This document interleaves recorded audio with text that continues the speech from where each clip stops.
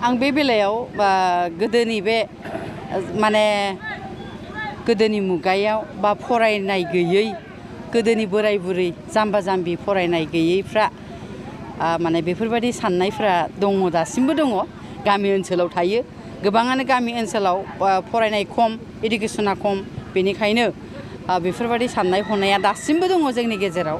जे जोंहा बर' आइजोफ्रा माने बांद्राय बिदि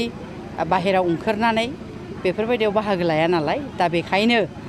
माने सोरबा सासेया बिदिनो मोसानाय फिल्म प्रडाक्शनाव ओंखारोब्ला गाज्रि नोजोरजों नायो दा नाथाय जोङो हिन्दी भाषिफोरखौ जों नुयो गोबां डेभेलप जालांबाय बिथांमोना बिदिजोंनो नाथाय जोंहा दासिमबो गोबां सोलोंनांगौ गामि ओनसोलाव मिथिहोनांगौनि दरखार दङ आरोखि दा लासै लासै जालांगोन होननानै आं सानदों जे गामि ओनसोलावबो बयबो मोनफ्रोमबो जायगायावनो क्लाबफोर खुलिनानै क्लाबफोरा मिउजिक स्कुल बायदिसिना बानायनानै जुदि मिथिहोलाङोबा अट'मेटिकलि बेफोरबो साननायफोरा गोमालांगोन होननानै आं सानदों दा बेखायनो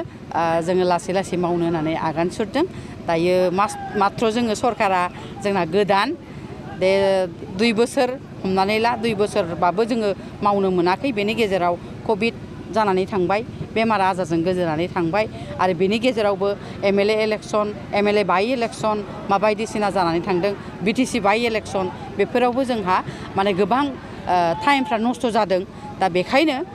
आं सानदों रायजो राजा आइ आफाखौबो आङो खावलायनो लुबैदों जे जोङो लासै लासैनो जेरै गामि ओनसोलावबो बेफोर मोसानाय मुसुरनाया जे मोनसे जोबोद गोनां जोंनि थाखाय बा बेजोंबो जोङो गावखौनो दानानै लानो हायो नैबेफोरखौ मिथिहोनो थाखाय जोङो गामि ओनसोलफ्रावबो माने जाहाथे क्लाबफोर दानानै मिउजिक स्कुल मिउजिकफोर मोसानाय मुसुरनाय मेथाइ खननाय बेफोरखौ जों खालामलांनो हायो बेनि थाखाय आङो रायजो राजा आइ आफाखौ हेफाजाब होनो थाखाय आङो खावलायबाय। Thank you